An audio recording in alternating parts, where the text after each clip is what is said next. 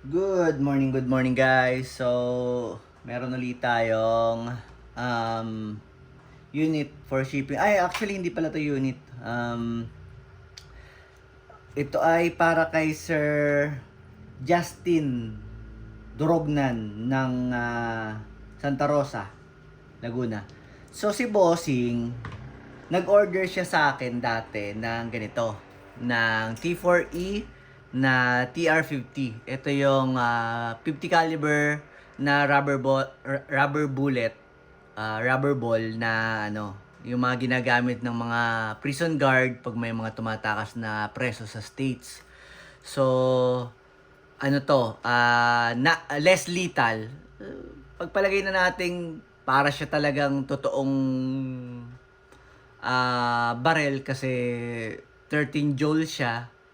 Pero ang bala niya is rubber bullet, so less lethal. Kaya yung tatamaan talaga ng ganito is mauupo na lang. Hindi na siya talaga pakikinabangan. So ito, may mga available pa akong ganitong unit. So si Bossing kumuha na sa akin ng ganito. Okay? So nagtanong siya sa akin kanina kung meron daw akong red dot para dito. So sabi ko meron. So sabi niya order daw siya. So, ito, order niya to.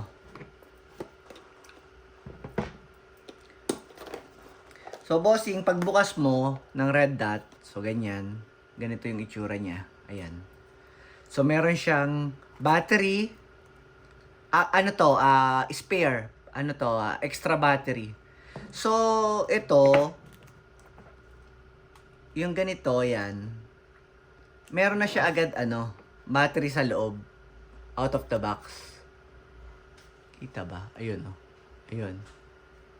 So, parang 5 mode yan. Papalakas ng papalakas kung paano siya gamitin. Pipindutin mo lang tong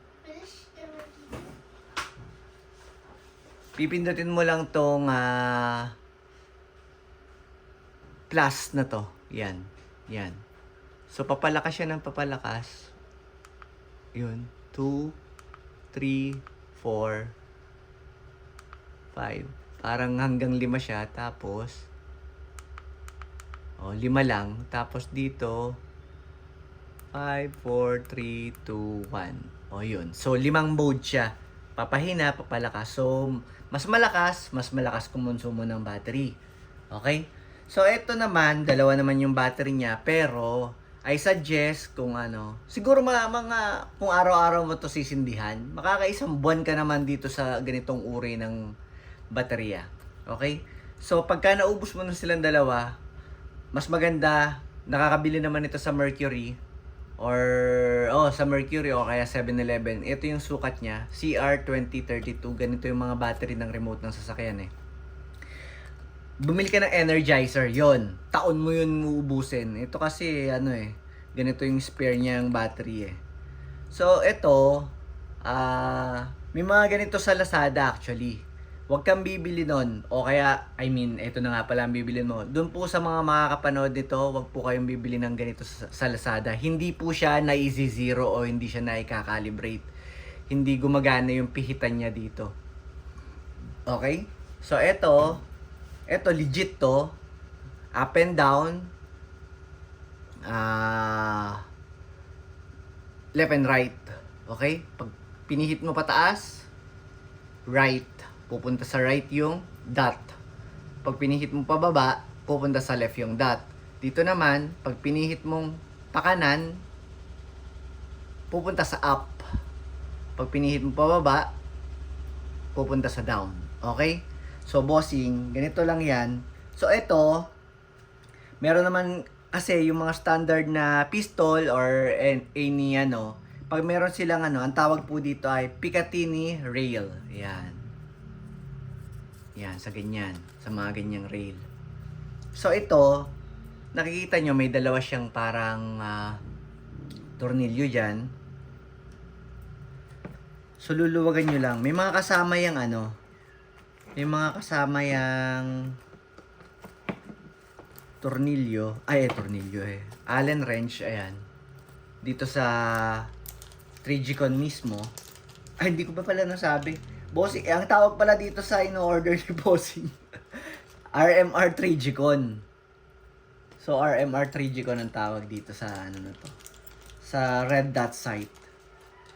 Nagpaliwanag ako agad eh, hindi ko. Sulugan mo lang siya.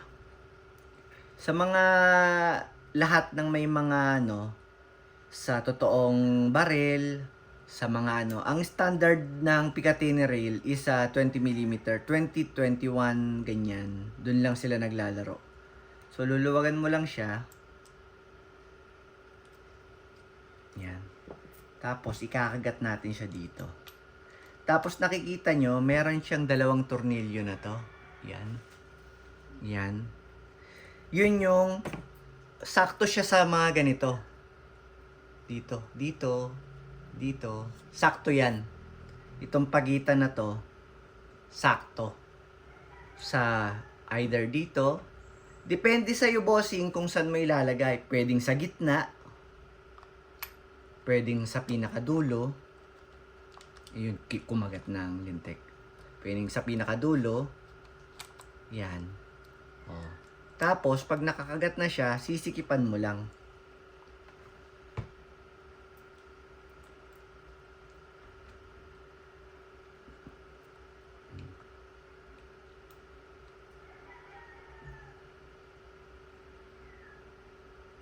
Okay.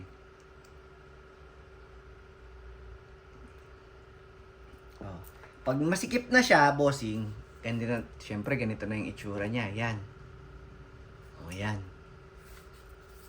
Ganyan ang magiging itsura niya. Ayan.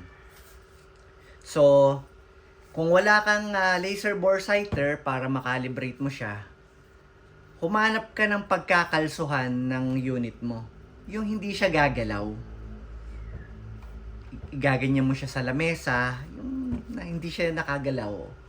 Ganyan lang. Sisindihan mo yung sight mo, yung red dot mo. Okay. Ipuputok mo ngayon, 6 yan eh. 6 yung ano eh. Yung load nito. So, gastos ka ng 6 na rubber ball. O kaya, pagpalagay na nating 12 na. Para ano. Tas lalayo ka. Yung projectile dapat, yung point of impact is dapat 10 meters ha. Hindi ka dapat magzi-zero ng malapit lang. Hindi po yun accurate. Dapat 10 meters. Okay? Ilalagay mo, susukat ka ng hanggang 10 metro. Okay? Ngayon, ito, ikakalso mo dun sa hindi siya gagalaw. Ano bang tawag dun? Ginagamit yun ng mga, sa mga machine shop eh. Yung pang-ipit na ganun. Minsan kasi ganun yung ginagamit nila, yung iniipit na ganun yung bakal. Nakalimutan ko anong tawag doon. O kaya, basta gumawa ka ng paraan. O kaya naman, kung ako kasi sa airsoft, pagka dobat yung laser bore sighter ko, ipinuputok ko. Tapos, ipuputok ko siya. Pinuputok ko. Tapos, pagka, pihit, putok, pihit. Dito kasi sa'yo, kaya ganun ang advice ko na kalsuhan mo siya, isangat mo muna siya.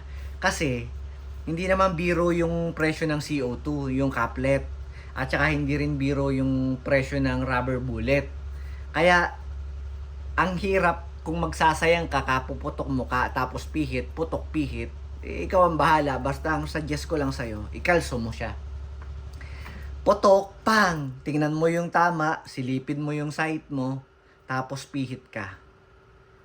Pagputok mo ulit, pang! Tingnan mo yung tama, silipin mo yung ulit yung sight mo. Pagka nagkatugma na yung tinarget mo at saka yung sight mo, dapat di siya gumagalaw ito, silip ka. Pagka nagkatugma, ibig sabihin naka-zero na, naka-calibrate na yung laser, 3G-Con mo. Okay? Ayun lang. So maraming salamat, bossing Justin ng Santa Rosa nga ba yun? Santa Rosa, Laguna. Thank you, bossing.